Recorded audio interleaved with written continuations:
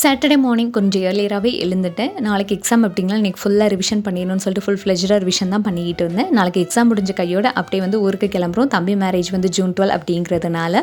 So next week வந்து shorts and long video வராது. முடிஞ்சால் உங்களுக்காக டைம் கிடைச்சா நான் ஷார்ட்ஸ் அப்லோட் பண்ணுறேன். நேற்று வந்து ஒரு இன்ட்ரெஸ்டிங்கான லாங் வீடியோ அப்லோட் பண்ணியிருக்கேன். பார்க்காதவங்க போய் செக் பண்ணி பாருங்கள். முடிஞ்சால் பின் கமெண்ட்டில் நான் லிங்க் கொடுக்குறேன்.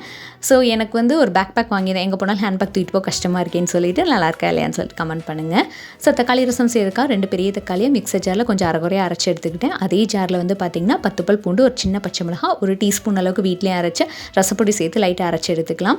அந்த அரைச்சி எடுத்து தக்காளியோட நம்ம வந்து புளி தண்ணியும் சேர்த்து மஞ்சள் தூள் தண்ணி சேர்த்து மிக்ஸ் பண்ணி எடுத்து வச்சுக்கிட்டேன். தாளிக்கிறதுக்கு ஒரு வானிலையில் வந்து எண்ணெய், கடுகு, மிளகு, வெந்தயம், காஞ்ச மிளகாய், கருவேப்பிலை, அரைச்சி எடுத்த பூண்டு விழுது, பெருங்காயத்தூள் சேர்த்துட்டு கலந்து கொடுத்துட்டு இது கூடவே அரைச்சி எடுத்த தக்காளியும் சேர்த்துட்டு நம்ம தண்ணி சேர்த்து நல்லா கலந்து கொடுத்துக்கணும். லைட்டான உரப்பங்கி வரப்போ மல்லி இலைகளும் உப்பு சேர்த்து இறக்கிட்டால் சூப்பரான தக்காளி ரசம் ரெடி. கண்டிப்பாக ட்ரை பண்ணி பாருங்கள்.